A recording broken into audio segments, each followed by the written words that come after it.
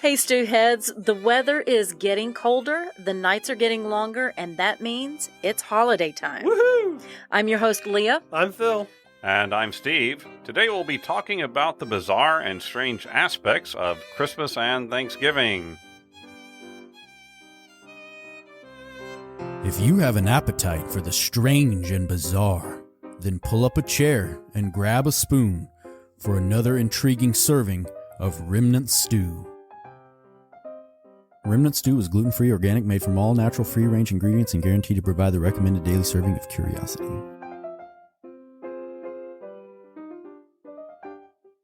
Well, the holidays are coming up. This is certainly a great time of year with Thanksgiving, Christmas, and the New Year all coming together. I love Thanksgiving. Got Thanksgiving traditions over at your house? We get together and have a lot of fun almost the whole week. So it's a big group. Lots of fun. Thanksgiving is my favorite because we have a quirky family and we all get together at my house, and we have actually gone swimming Thanksgiving. It's warm enough here sometimes. And sometimes we go kayaking and sometimes we just, play around. But this year is a little bittersweet just because, our kids are not kids anymore. And they're growing up, and when I say our, mine and my sister's kids, and so we're having to share them with other families. Yeah, so I'm actually thinking about moving our Thanksgiving celebration or having a second Thanksgiving celebration on Memorial Day, so it doesn't compete with anybody else's, and I can have my family to myself. I'm thankful then. We rotate between for that reason is we'll have everyone for our side of the family for Thanksgiving, and then the next year we'll do the same, but it'll be for Christmas. Right. So we just rotate it back. I know a lot of families do that. You go back and forth from one to the other. Just makes it easier for travel and all. I don't want to do that. I mean, I'm really easy to please. I am, because I understand the I don't want to make anybody uncomfortable or make it more difficult for anybody, but we're I want everybody at my house. Our adult children now have homes of their own, so we can go to their house for Thanksgiving, not have all the cleanup. Well, there's always something to be thankful for, even in difficult times, and we've talked about it before, but being thankful is a really important part of life. And then, of course, the day after Thanksgiving, Black Friday, but then you also begin to hear all those wonderful Christmas songs on the radio. Then, yes. Yeah.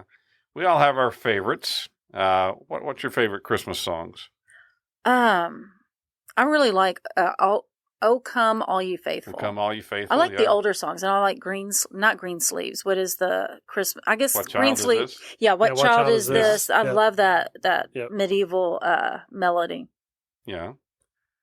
I'm with her. But again, I have a playlist on Spotify that is just all Christmas songs. Christmas. It's pretty much anything that has Christmas named in it will end up, or holiday, it gets played. I like those old ones too. Joy to the World and What Child Is This? Uh-huh. Oh, yeah. But then I also like that one where those dogs are barking out jingle bells. I think that was pretty good. These and other songs have stood the test of time and are heartily received each holiday season. While most travel well from year to year, some have come under increased scrutiny as times and tastes change. And in fact, in a previous episode, we've talked about the recent controversy over the song Baby It's Cold Outside. Yep. The one where the girl is telling the guy that he really should go, and he keeps saying, but baby, it's cold outside. I really can't stay. I like that song. I've always loved that song. Yeah, and I know I've told my daughter if somebody doesn't take no for an answer, it's a huge red flag. Right. But also, you've been in love where you kind of innocent. I don't want to go. You don't want to leave, but you got to leave, that kind of thing. And I think that's the intention behind that song. Right. Well, anyway, while some songs are seasonal favorites, others are not, there is a third category. What about some Christmas songs that are just plain weird? We know that's what our listeners like, and that's what we're starting out with today.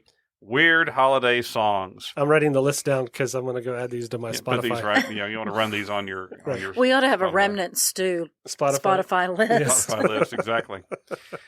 From usatoday.com, we find an article called "The 10 Weirdest Christmas Songs of All Time," written by a humorous author named Mary Clark. We won't touch on all 10, but we will present a few that we found particularly weird and interesting. Awesome. Now, to set this first one up, though, we're going to talk about a song that's not a Christmas song. Back in 1966, I feel like Casey Kasem. Back in 1966, a group from Florida called the Royal Guardsmen had a hit song called Snoopy versus the Red Baron. It depicted a fictional World War I battle between the popular Peanuts character Snoopy and the flying German ace Baron von Richthofen. And it was Flying His Doghouse. Yeah, Flying His Doghouse. Yeah. Better known as the Red Baron. The song was so popular that it peaked at number 2 in the United States Billboard charts in December of 1966, and it sold more than 3 million copies. And in Australia, the song made it all the way to number 1. However, they had to bleep out the word bloody there, as he refers to the Bloody Red Baron, as that's considered somewhat of a moderate profanity to Australians, according to Wikipedia anyway. Maybe that was partly why it was so popular, too. Well, and I think in Britain, too. It's profane. Right. The song was inspired, of course, by the Peanuts cartoon strip from Charles Schulz, which had a somewhat regular running gag about Snoopy imagining himself flying on his doghouse to challenge the famous German aviator. Charles Schulz and United Features Syndicate, which published the comic strip, sued the Royal Guardsmen for using Snoopy's name without permission. As a result of the suit, all publishing revenues from the song had to go to Charles Schulz and United Features, but in a concession to the Royal Guardsmen, Schulz granted them permission to record other songs about Snoopy. Thus encouraged, the following year, 1967, the Royal Guardsmen came out with Snoopy's Christmas. The song contains some of the same basic chords and musical structure as Snoopy versus the Red Baron, but it depicts the famous World War I Christmas truce. The Red Baron is about to shoot Snoopy out of the sky when he hears the chorus of church bells in the village below. Rather than shoot Snoopy down, well, let me read a couple of verses here to you from the song. I'll try to do it with the same pacing. The Baron made Snoopy fly to the Rhine and forced him to land behind the enemy lines. Snoopy was certain that this was the end when the Baron cried out, "Merry Christmas, mine friend." The Baron then offered a holiday toast, and Snoopy, our hero, saluted his host. And then with a roar, they were both on their way, each knowing that they'd meet on some other day. Oh my God. That's like World War I and Hallmark. Yeah, there you go. Now, no, not those songs. Snoopy's Christmas didn't crack the top 40 in the United States, but it made it all the way to number 1 in Australia and New Zealand, and it still remains a popular Christmas song there today. Oh, wow. The Royal Guardsmen recorded other Snoopy songs, including The Return of the Red Baron in 1967 and Snoopy for President in 1968. Oh, okay. That reminds me. When I was a kid, I had a record, and it was the 1967 musical, You're a Good Man, Charlie Brown. Uh-huh. And there was an act. Okay, I have searched all day for this. There was an act in there where Snoopy's on his doghouse, and he's got this. It's a very theatrical version of him fighting the Red Baron. And It used to scare me as a kid. He's so into it and everything. And I looked all over. He's intense when he's on that doghouse. I can find recordings of all of the songs in the play. Right. And excerpts of the actual play, but I could not find that one. And it wasn't a song. It was just he's just talking about fighting. It's a dog fight. I get it. Yeah, it's a dog That's fight. where it came from. And I cannot find that recording anywhere, but it was really interesting. It's interesting how it's so popular in Australia and New Zealand, but keep in mind, it's the middle of summer Christmas there, so the songs about snow falling don't really apply there to them. Now, back in 1960, an Italian-American singer named Lou Monte produced the novelty song Dominic the Italian Christmas Donkey. Okay, I haven't heard this one. This song didn't make the charts back in '60, but has oozed into social consciousness over the past 6 decades to become one of them. I was going there too. Become one of the more popular novelty Christmas songs today. You're familiar with the song Dominic the Donkey? No, not at all. Gosh, we got to pick that up and listen to it. I'm going to find it on Spotify. Right. According to the song, Santa's reindeer can't navigate the steep mountainous terrain of Italy, So he must rely on his trusty donkey friend, Dominic, to bring gifts to the paisanos. The song begins inauspiciously enough with the sound of sleigh bells ringing. This pleasantness is then accompanied by the timid hee-haw, hee-haw of Dominic. That's awesome. Then Monty shares some details about Dominic. He's a nice little donkey who hardly ever kicks, but instead loves to dance. When he shakes his tail, as in dancing, the old people in the village begin cutting a rug themselves. And oh yes, while he is delivering presents, Dominic is wearing the mayor's hat on his head. Oh, this song just keeps getting better. And what about those presents? Well, thanks to Dominic's help, every boy and girl in Italy's mountains, every Louis and Josephine, gets new clothes from Brooklyn, which Monty somehow manages to rhyme with Josephine, as in Brooklyn. Every Louis and Josephine gets a brand new set of clothes made from Brooklyn. It's on an album called Fairy Tale of New York. Right. And speaking of, Lou Monty was born in New York City and served in the United States Army during World War II. Just before the war, he had developed a lounge act where he would mix humor with Italian songs. He picked up the career after the war, and by the late 1940s was known in New York and New Jersey as, quote, the godfather of Italian humor. And this kind is of a joke you can't refuse. Along those lines, according to Mental Floss, it was rumored that he had ties to the Gambino crime family and that they even financed his recording. Okay.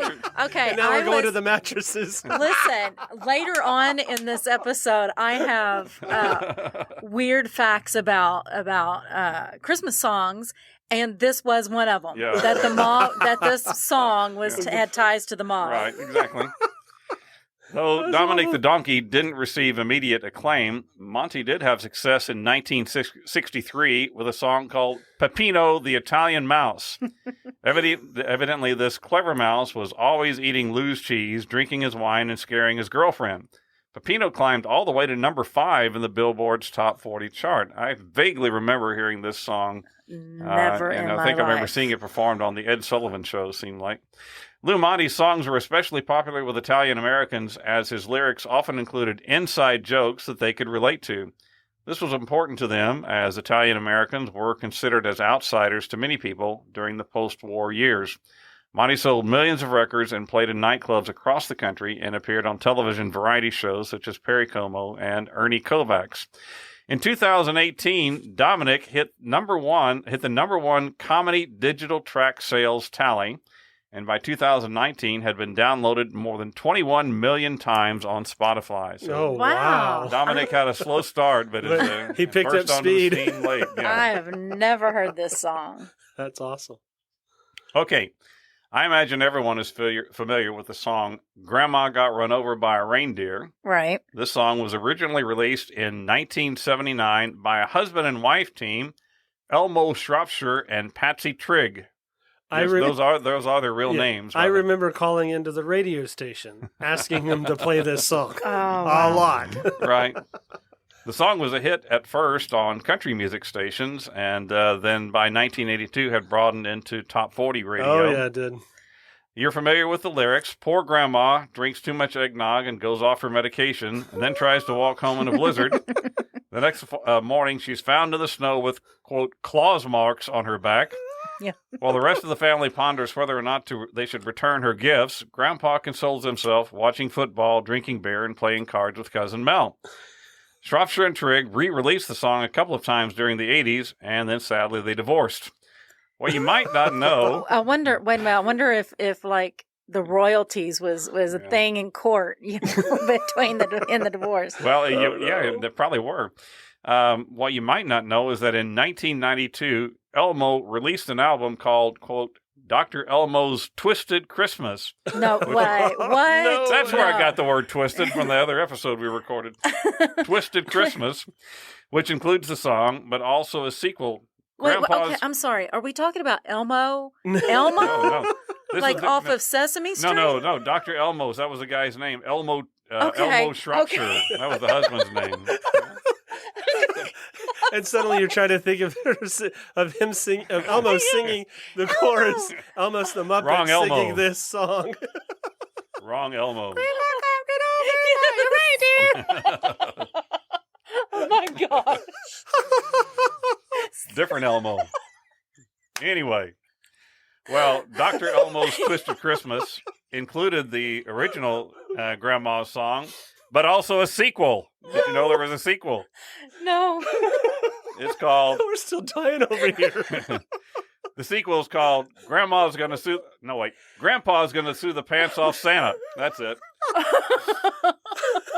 In this version, Grandpa's watching TV when he sees an infomercial by a slick legal firm claiming that they would, quote, win a multi-million-dollar settlement and make his loss much easier to bear. Oh, my goodness. Yep, that sounds very American. The chorus goes as follows. Grandpa's gonna sue the pants off Santa. That's what Grandpa's gonna do. Grandpa's gonna sue the pants off Santa because Grandma would have wanted him to. The song rallies on to describe a court trial in which Rudolph is required to testify with the clever words, quote, yesterday the judge arraigned the reindeer. I like that little bit there. The trial didn't go well for Santa, who in the end had to declare bankruptcy. Grandpa got a new TV, and the lawyers collected lots of jingle. It's really hard to see why this song didn't become an even greater hit than the original. But surprisingly, it never broke into the top 100 or even the top 1,000. As far as I know. Now, there are a few more songs in Ms. Clark's article that are worth a brief mention. The hauntingly beautiful R2-D2, We Wish You a Merry Christmas, in which a children's choir sings to the Star Wars robot, is actually kind of cute. I actually remember that being played on the radio.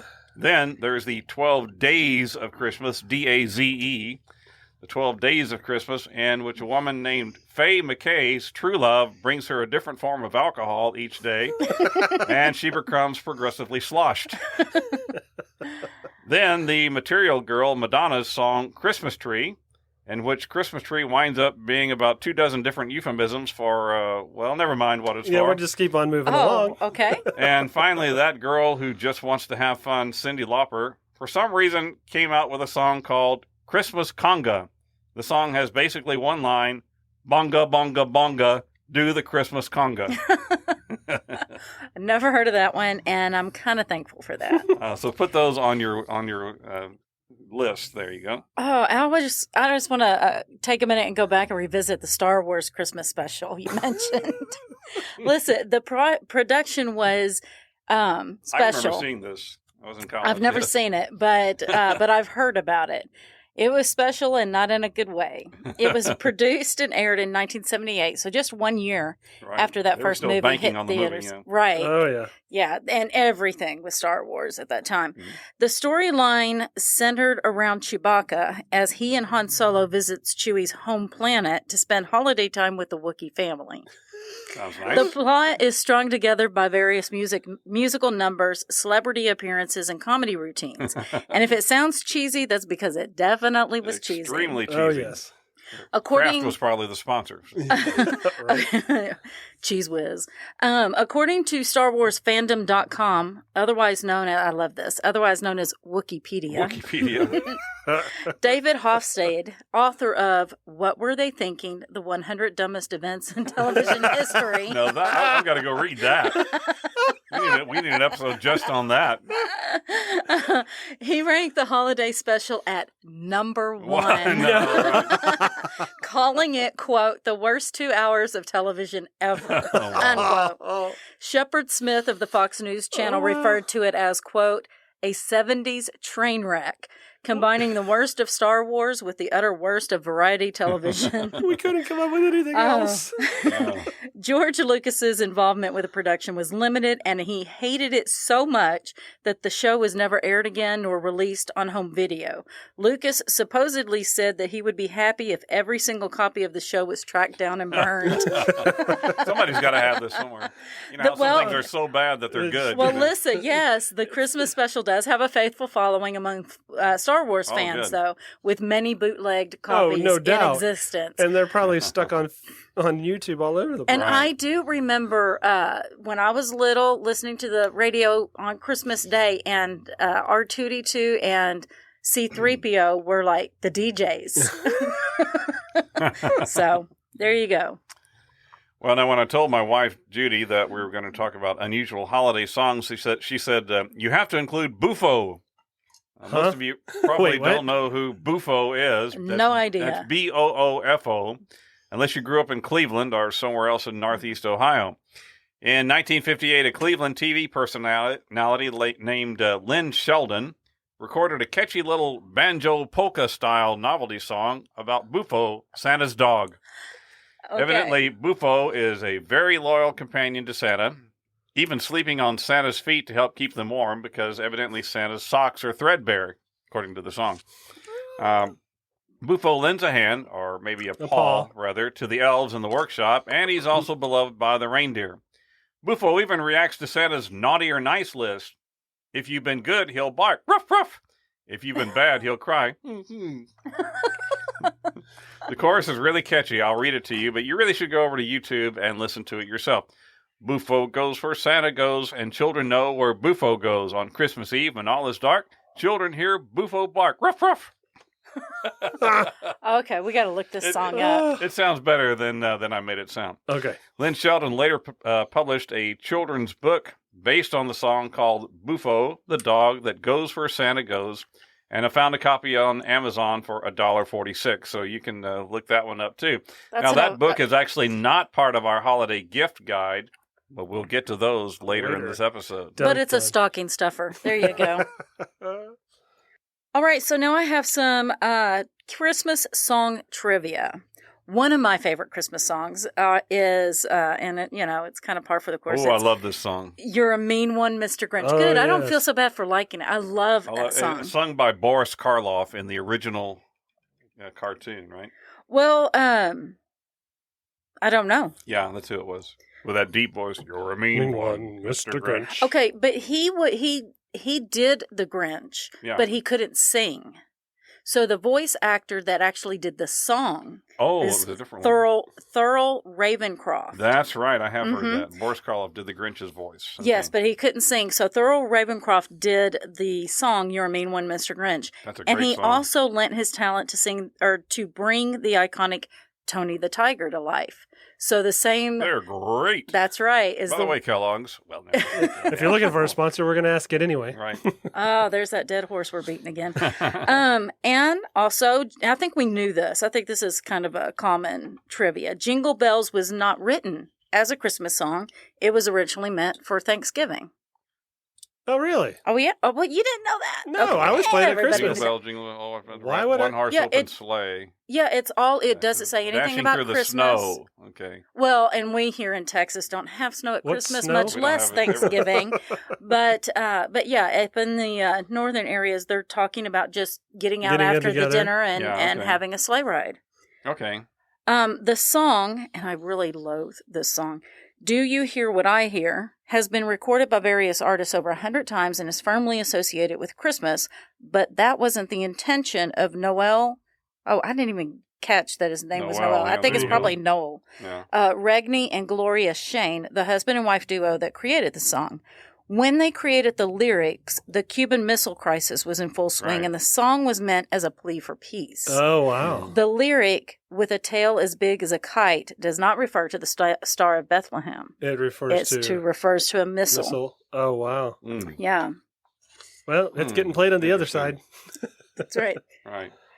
Rudolph the Red-Nosed Reindeer, "Rocking Around the Christmas Tree," I love that song, and "Holly Jolly Christmas," I like that song too, were written by songwriter Johnny Marks, who happens to be Jewish.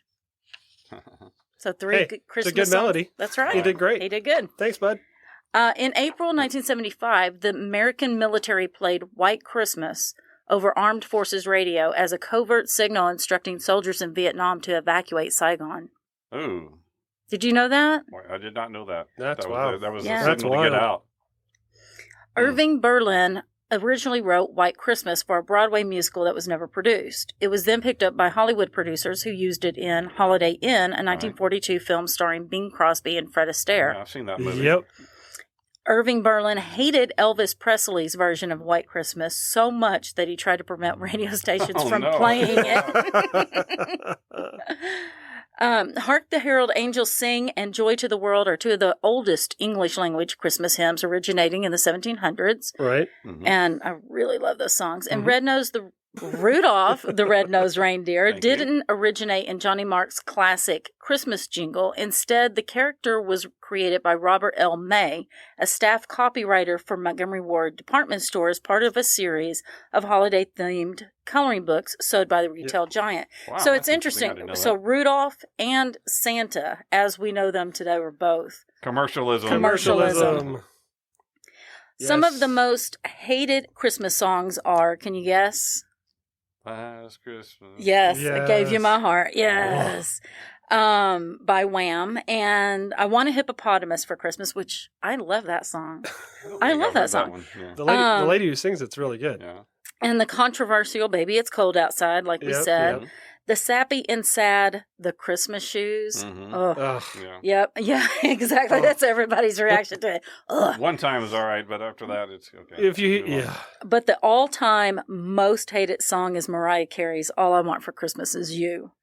She did a good job with the song. Actually, I will give her a lot of credit. Overplayed, the downside is it gets overplayed. That's right. I think that's it. It's just because radio stations play it over and over, and it gets stuck. Like once an hour. I mean, you could walk into we won't name any of these stores that have a red and white circle emblem circular specifically logo, that plays it all the time. But I think more than just that store. It's just crazy. Everywhere. It's crazy. But I feel that way about Last Christmas too. They play. They're back to back. Yeah, but I think that song is legitimately just a bad song.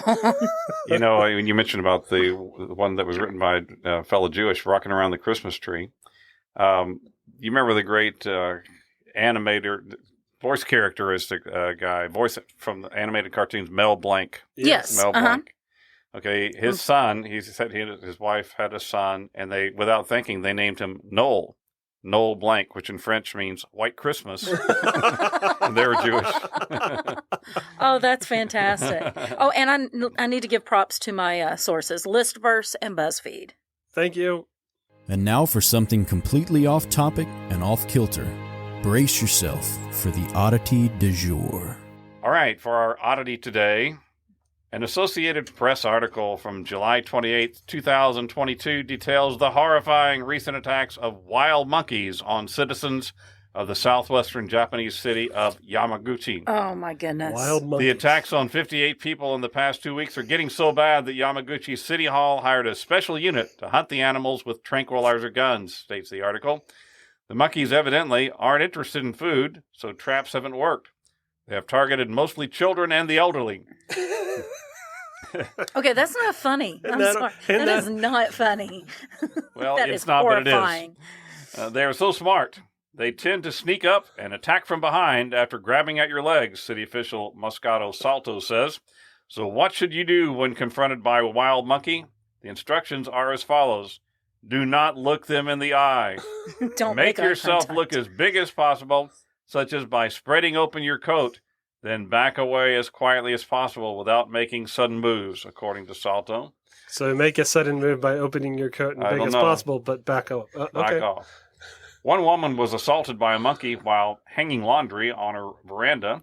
Another victim showed bandaged toes. They were taken aback and frightened by how big and fat the monkeys were. The monkeys terrorizing the community are Japanese macaque, the kind that often pictured peacefully bathing in hot springs. That's what they want you to think. Yeah, that's right. Turn around, I'll get you. In fact, these are the same monkeys from the famous see no evil, hear no evil, speak no evil caricature. Yeah, so really. In one reported case, a pair of monkeys snuck into a nursery school and tried to snatch a baby. Well, that's not funny. Oh, my gosh. Yeah, probably not good. No one has been seriously injured so far, but all have been advised to get hospital treatment. Ambulances were called in some cases. Although Japan is industrialized and urban, a fair portion of the land is in the archipelago is mountainous and forest. Rare attacks on people by bear, boars, or other wildlife have occurred, but generally not by monkeys. No one seems to know why the attacks have occurred, and where exactly the troop of monkeys came from remains unclear. Now, we've got a photo. I love this photo. It shows a monkey looking into a bedroom window. The caption under the photo claimed the monkey was loitering outside the home. I've never seen anything like this my entire life. Okay, listen, monkeys are just plain evil. I don't understand. Why you'd have one as a pet? Well, you would have one as a pet, or even like rent one for a children's party. Yeah. I don't get it. They are just. I'm convinced that monkeys hate the fact that we're running the world, and they're just waiting for the opportune time to take over. Kill us all and eat his face first. That's right. And listen, okay, and you're laughing, but look at the story of Charla Nash. She was horrifically mauled by a friend's chimpanzee. And be warned, the pictures are seriously graphic, and that's after many surgeries. She had to have her hands and her face transplanted. Oh, my goodness. Yes. Just stay away from monkeys. Right. No monkey business. And I'm glad there's no monkeys in the greater Cut and Shoot area. Right. Let's just say that. I think they died out back in the day. We transplanted them. And we're back. Yay. Dun, dun, dun. We've talked before about Krampus, the half-demon, half-goat figure that scares children into behaving. We also talked about Befana, the old woman or witch in Italian folklore who delivers gifts to children throughout Italy. But there are many more strange Christmas characters from around the world. And here we go, folks. Here we go. Grilla. One of them is a cannibalistic, hideous giantess called Grilla. She also has a fearsome cat. Grilla has been part of Icelandic folklore. Grilla's not bad enough. Okay. She gets a cat, which I also agree is right up there with monkeys. They're evil. Wow. She's been a part of Icelandic folklore since at least the 13th century. At some point, she became associated with Christmas. She watches out for naughty children to steal and take back to her home to eat. Wow. It's a cousin of Krampus. Her cat, Yolokaturin, or the Yule cat, right, is a huge beast also looking for bad kids. In Iceland, children that do all of their chores are given new clothes. The Yule cat goes around looking for kids that aren't sporting a new outfit, and so who apparently didn't do their chores. And just like Grilla, it steals the kids away to snack on later. Yeah. And so many of these characters that have to do with Christmas is all about bad kids. Like, we need all of these devices to control our kids, right? Have you ever heard of the Cogginer? Or no, Coggene. Sorry, it's the Coggene. I've heard of this one, yeah. Oh my goodness! I've started to mention it before in episodes before this, but I've always chickened out because I just don't get it. I don't understand it at all. Now we found the strength to carry on. Here we go. Still don't understand it. We'll try to explain it as best we can. In Catalonia, but also the rest of Spain and even in Italy, nearly every home has a nativity scene display with the usual figures of Mary, Joseph, and baby Jesus. There also may be angels, wise men, farm animals, but one character in every Catalonian nativity that I bet is not in yours is the Coggene, otherwise known as the defecator. Ooh. Oh. What? Just off to the side of the Holy Family will be a figurine explicitly shown with his pants down in the act of pooping. Yes. The exact origins of the Coggener is not known, but it is over 200 years old and probably started in farming communities, you think, as the original it was figure. Somebody's weird uncle, don't you That's think? Right. And the original figure was a farmer. Today, though, you can purchase the pooping figure made in the likeness of many different famous people, celebrities and politicians alike. All right. A cottage industry. And I hesitate to mention this because of her recent death, but you can get one in the image of the Queen as well. Yes. It's considered bad luck if a home has a nativity display without one of these figures. In 2010, a shopping mall in Barcelona had what they claimed to be the world's largest how do you say it? Coggener figure standing or squatting at a height of 19 feet 8 inches tall. We need a trip to Spain, don't you? That's where they have that baby jumping thing going on. The baby devil jumpers. There's so much stuff going on. We just have to time that trip right so we can get in all of these things. And speaking of poop, another scatological character, again from Catalonia. Are you guys okay over there? What's going on? A lot happening. Is there a problem over there? This is the Tio de Nadal. You've heard of the Yule log, right? Which is that's an interesting tradition over here, and I didn't know it until I just was researching this. The Yule log actually comes off of the bottom of the Christmas tree. Okay, yeah, I had no idea, and it's supposed to be put in the fireplace where it provides warmth for all of the 12 days of Christmas. But the Tio de Nadal is similar to the Yule log in that. Well, it's a log. But this log is given a face and 2 twig legs on one end. The other end, without a face, is hollow, and tradition calls for Christmas songs to be sung while family members take turns beating the log until it poops out presents and candy. Okay. And these aren't like obscure traditions. These are like out there, every household's got one kind of tradition. Did it ever work? I thought the elf on the shelf was creepy, but what they do, it is. So it's like a piñata. Yeah. It kind of, I guess. Okay, so it's hollowed out, and I guess they put presents and candy in it. Large, and then hit it with sticks until your gift comes out. While singing Christmas songs, rhythmically. Okay. One last character is from South Africa, where they do the same thing many American kids do on Christmas Eve before going to bed. They put out a plate of cookies for Santa. But then the South Africans have to take it just a little bit further with the story of Danny. Danny. You see, Danny is a boy that really liked cookies a lot. He ate all the cookies meant for Santa. This enraged his grandmother so much so that she murdered him. Wow. And now, Danny haunts homes around Christmas time to warn children about the perils of being greedy. Wow. Grandma murdered Danny. Or at least getting on Grandma's bad side. Right. That's right. Was her name Grilla? I got my information from Atlas Obscura, Wikipedia, and Listverse. I got to say, those are some of the strangest characters I've ever seen. I have not heard of Danny or the pooping log. The gift-bearing log. Okay, boys and girls. Speaking of gifts, though. It's time. Yeah. You've been waiting for it all year. This is the 3rd annual Remnant Stew Holiday Gift Guide. That's right. Dun, dun, dun. We like to bring your attention to strange and unusual gifts. Most of these come from a website called thisiswhyimbroke.com. So true. But there are some other ones from different places. We'll point those out as we go along. Are you looking for a gift for a person who already has everything? Well, I bet they don't have radioactive uranium ore. Oh, no, I don't.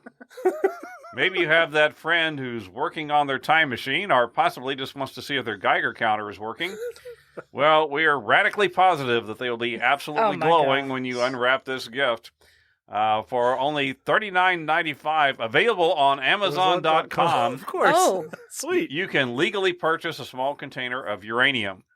There is a disclaimer on the Amazon site that clearly states, and I'm not making this up, quote, useful for testing Geiger counters and performing nuclear experiments. Oh, my God. Shipping complies to Federal Nuclear Regulatory Commission and postal regulations. Radioactive materials are for educational and scientific use only. Right. For Christmas. I'm so glad my boys didn't know about this. And, on top of that, there's also a note that the producer of this product, Images SI, is a small business, and by purchasing your uranium from them, you're helping to support small businesses. Well, I'm certainly all in favor of that. Wow. Okay, so that takes care of the science buff on your list. Now, how about that connoisseur of fine foods?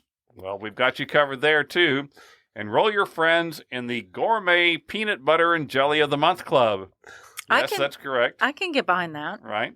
Once a month for the next 12 months, your lucky recipient will receive a package containing 2 new jars, one of gourmet peanut butter and the other of gourmet jelly, Available on Amazon.com for only $468. That seems a little steep, doesn't it? Kind of like holy cow! Yes, $20 a jar, just about. That's a lot. Now, I saw this one and I loved it so much that I just had to have one for myself, and I ordered it, and I was so excited because it arrived in my mailbox just as I was leaving to come down to our palatial studios today. This one I saw, let's see, it was on a website called offthewagon.com. Offthewagon.com. All right, which wagon? That's a great name for a liquor store. Right. Anyway. Well, they have some very, I will have to say, they have some very unusual items, and it's very worth your time to go look at offthewagon.com. But what I was really excited about is called an instant feedback machine. It's called the Instant Audience. It has 4 buttons on it, and they are labeled. And I'm going to play them for you here. I just hold this up to the microphone. The first one is applause. Woo! Thank you. We're here all day. All right, the next one, crickets. Crickets. When you tell that joke that just doesn't go over at all, you hear I'm used crickets. to that one. And then, of course, this is one when you really insult people. Booze. This is my personal favorite, the rim shot. You need that for like Thanksgiving dinner with the family, right? So right. when you got, I think we'll keep it out here for the rest of this episode to see if we can get a little more use out of it. All this in one neat little package for only $10.99 plus shipping. That seems and well includes worth it. 3 lithium LR44 batteries are included. So that's what I bought from the good folks at offthewagon.com. And now, I thank you for their support. But if they're looking for a podcast to sponsor. That's right, Off the Wagon. Now, I was watching some old YouTube the other day and saw a clip of Steve Martin on the Tonight Show, Johnny Carson show back in the 70s, and he told this story about how he gave his cat a bath. He said, I've heard you're not supposed to, but really the cat liked it. I kind of liked it too. And he said, the only problem was my mouth got all full of fur. Oh, my God. Well, that must have been the inspiration behind this gift. Here's something for that pet lover on your list. Probably you have seen a mother cat licking her kitten and been envious of that experience, haven't we all? Right. Well, now you can go to a new level of kitty closeness with your new PDX Pet Design Lick Your Cat Brush. This nifty little device slips comfortably over your tongue and then protrudes out of your mouth in the shape of a gigantic cat tongue with studded bristles, available on Amazon.com for $25. Oh, gosh. Anything that says it slips comfortably over your tongue. Yeah. Yes. Bring up the picture of this and see that. Oh, goodness. I can't even write that down. I love the description of the item on Amazon. Quote, soothe yourself. Licking your cat is an oddly meditative practice. Soothing for you and Kitty. Bond with your cat by communicating in their love language. I'd say the reviews are rather mixed. You're seeing the picture? Yes. One reviewer named Heidi wrote, there are obvious pros and cons to this brush. The biggest con is that it's too big for my mouth and my cat looks at me like I'm a demon and hides. Another reviewer named Lene said, bought this mostly as a gag gift from a mother-in-law. She loves it. Her cat doesn't think it's funny, but the rest of us do. Right now over at Lene's mother-in-law's house, some of the grandkids are going, hey, Grandma, the cat needs to be brushed. Come on, Grandma. Brush the cat. Well, okay.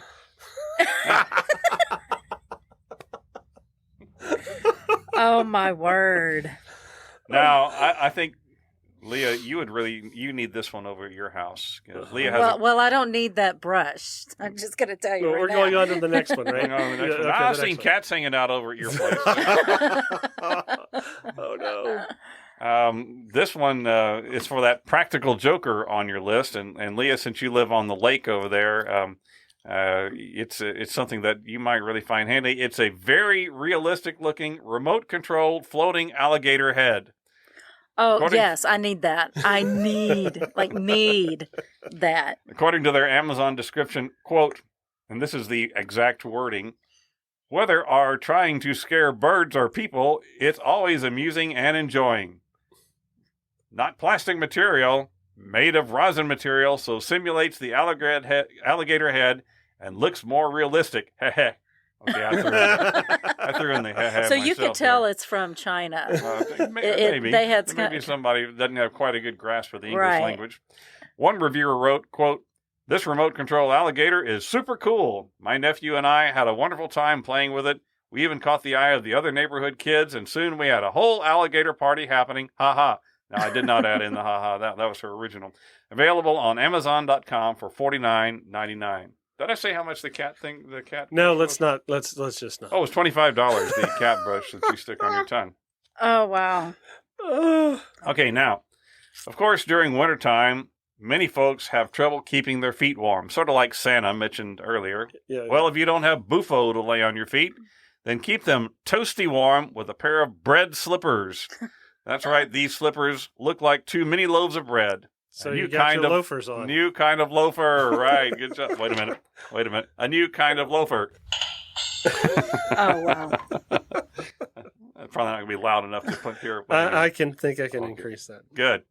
Anyway, I like the description on their Amazon page, too. It says, warm slippers for autumn winter, bread design, bring more fun to your life. Fashion and cute style make your winter become lively and interesting, no longer monotonous. Also make a great finishing touch to costume. Like what? I'm not quite sure what kind of costume that would be, but never mind. They look like fun anyway. You could just say, I want the pumpernickels. Oh, wow. According to one reviewer named Jerlane, quote, "It looks like real bread." But you know what? I mean, I would use them. You can find these at Amazon for only $16.99. There you go. Now, remember a little over a year ago, we did a show on accidental inventions. One of them was Play-Doh. Yes. If I remember correctly, the basic ingredient in Play-Doh was originally used for cleaning wallpaper. That's right. However, one of the inventor's relatives was a kindergarten teacher who found that her students loved playing with it. Thus, the company altered the formula and added the colorful dye to make the popular children's modeling clay. Of course, the scent is the same in all colors. Well, that might be fine gift for kids, but we adults have a more refined sense of smell.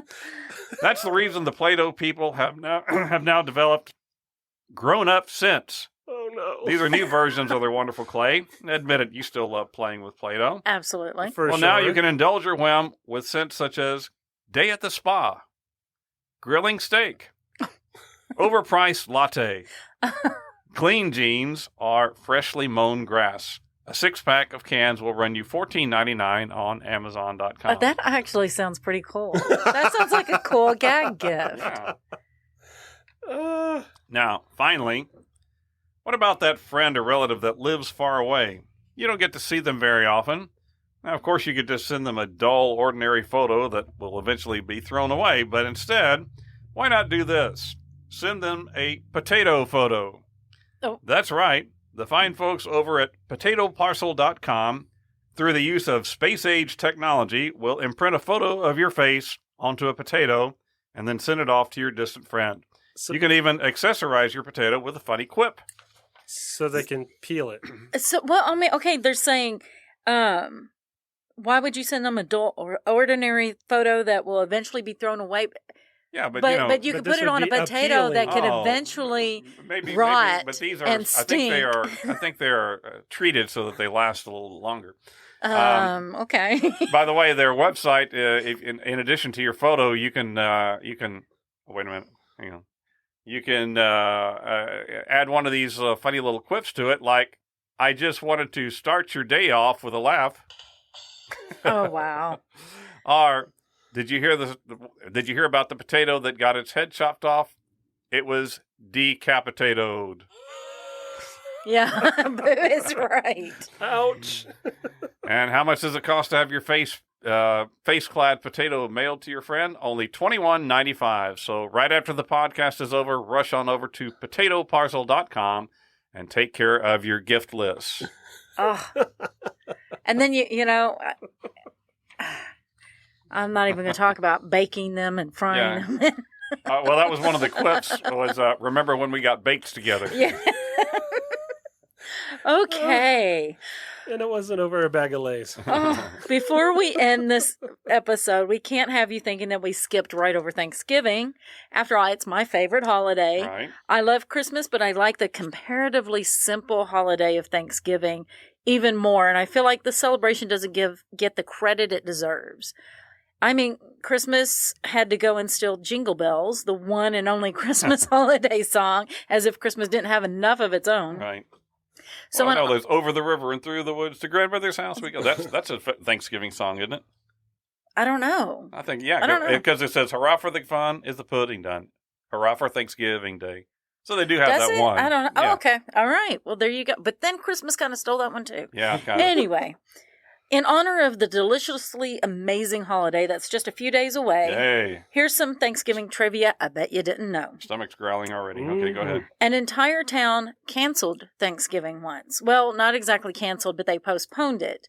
The citizens of Colchester, Connecticut postponed Thanksgiving for a week in 1705. So this was way back. And why was that? Because the weather was unusually cold that year and froze the Connecticut River, and the settlers couldn't get their shipment of liquid sugar in time to make the pumpkin pies. Oh, yeah. Now that is important. It's important. For sure. I do like some pumpkin pie. How can you some have great- Thanksgiving without pumpkin pie? Absolutely.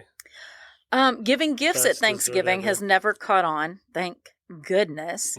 That's one of the reasons I like the holidays so much. There's no pressure. One president, though, received a very strange Thanksgiving gift.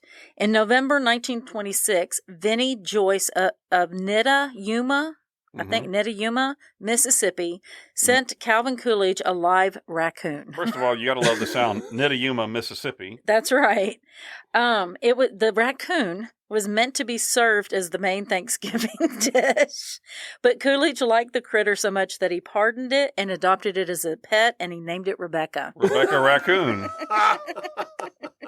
Yeah, another animal that should not There you go. Now, speaking of main dishes, turkey may be the food of choice now, but it wasn't even served at the first Thanksgiving feast. The Wampanoag Indians, I think I pronounced that right, Okay. be. Wampanoag, they reportedly brought 5 deer, so venison was on the the menu actual back dish. then. Mm-hmm. That would make That more would make sense. sense. And Yeah. that's not a bad food. Speaking of turkey, a Thanksgiving holiday mishap inspired the creation of an iconic frozen TV dinner.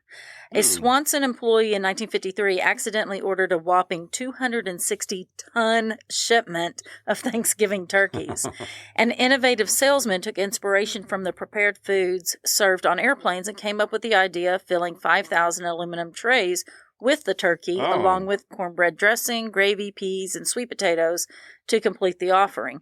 The convenient meals sold for 98 cents and were a hit. They've been around ever since. So that was the beginning of TV dinners. dinners. That was. And I remember those Oh, yeah. that were in the Little foil aluminum. plate. Oh, Before a microwave, you'd warm it up in the oven. and they were so much better that way.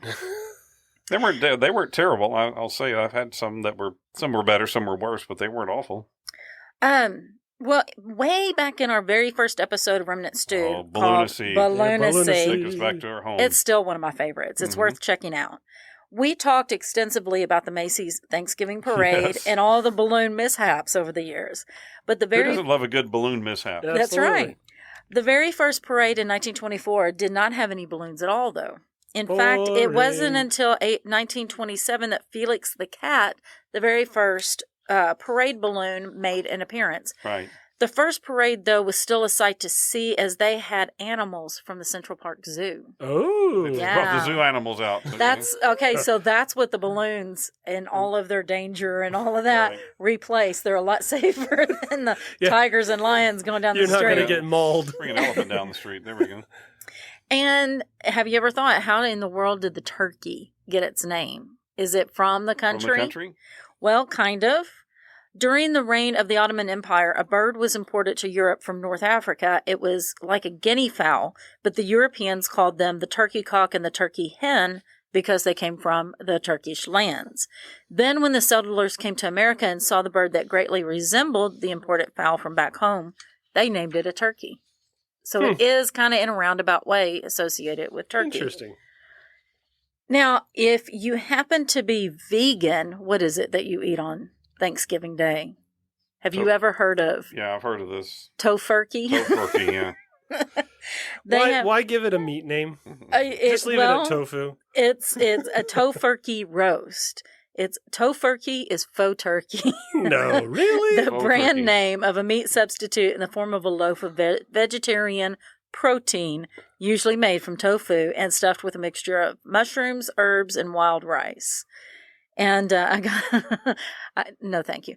I got all that information from an article for goodhousekeeping.com. And I know the vegans listening are going, don't knock it till you try it, but to each their own. And, Thanksgiving's all about the food. So our last story, I present to you the Great Pumpkin Pie Debacle of 2021. This was serious business. We shouldn't serious. laugh at this. Let's not make light. We're going to make light. For those of you that don't know, Marie Callender is the name of an American restaurant chain.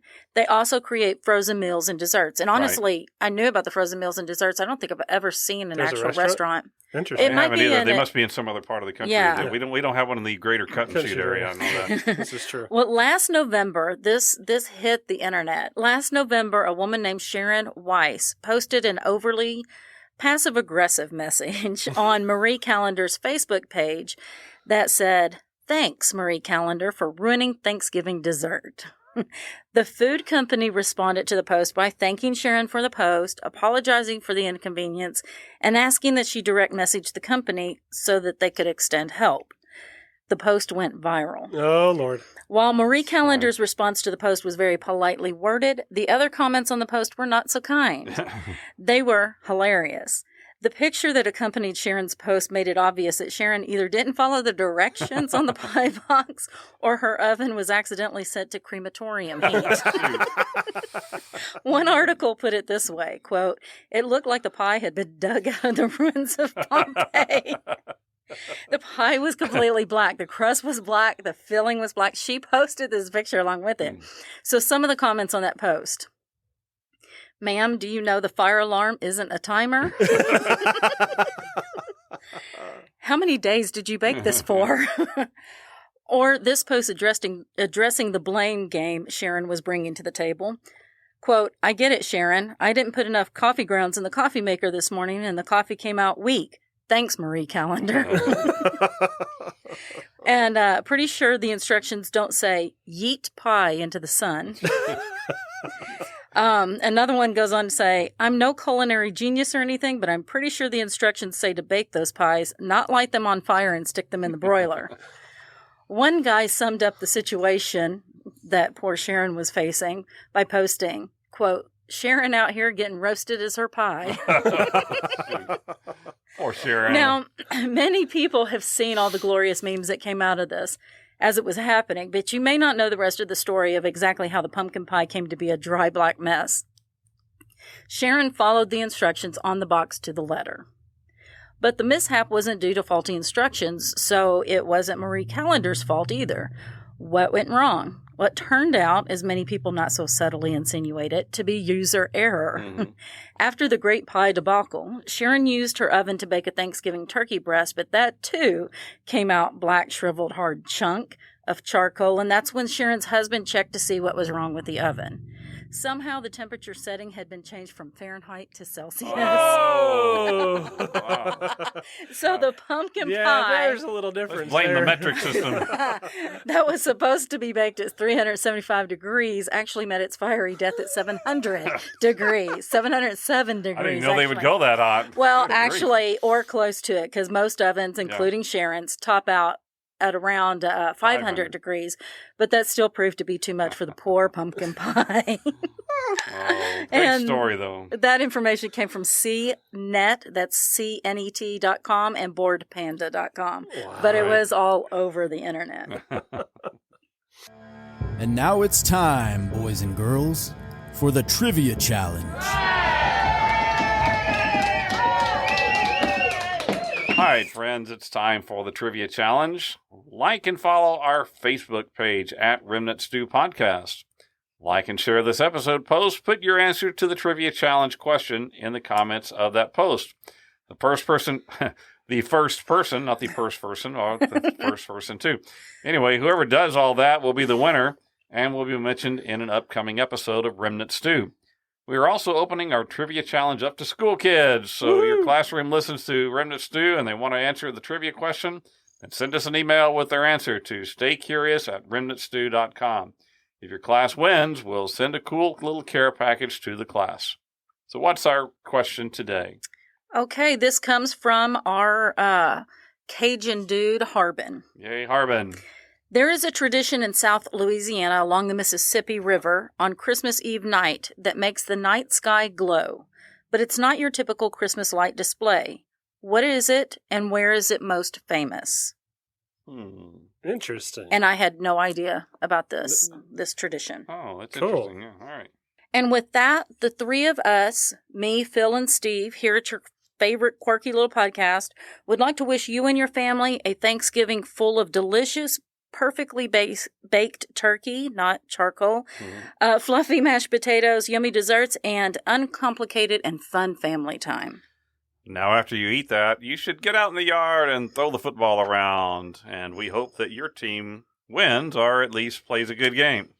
If you take a Thanksgiving nap, maybe sleep so well that you wake up completely confused about what day it is. And also, watching the World Cup. That's right. So happy Thanksgiving, everybody. Happy Thanksgiving. Phil here, reminding you to check out Facebook and Instagram pages at Remnant Stew Podcast. Drop us an email at staycurious@remnantstew.com just to say hi or to let us know about any topics you'd like to hear us cover in an upcoming episode. Remnant Stew is a part of Rook and Raven Ventures and is created by me, Leah Lamp. Dr. Stephen Meeker and I research, write, and host each episode, along with cringy commentary by our audio producer, Philip Sinquefield. You're welcome, you know it. Theme music is by Kevin MacLeod with voiceover by Morgan Hughes. Special thanks goes to Judy Meeker and Harbin Gould. Now, before you go, please hit the follow button so you won't miss an episode. Head on over to Apple Music and leave us a review. Share your Remnant Stew with your friends, your family, with Bufo, Santa's dog, and that pooping guy in that Spanish whatever it was. Until next time, remember to choose to be kind and always stay curious.